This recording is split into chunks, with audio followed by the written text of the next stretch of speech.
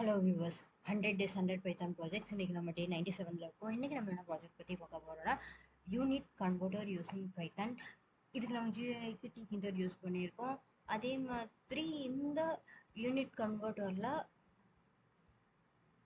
நம்மளால்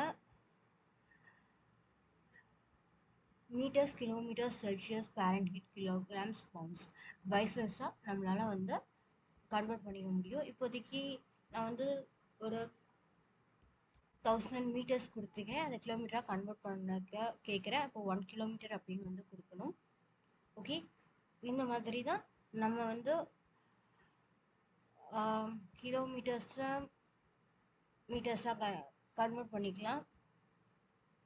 so okay, 1000 into 1000.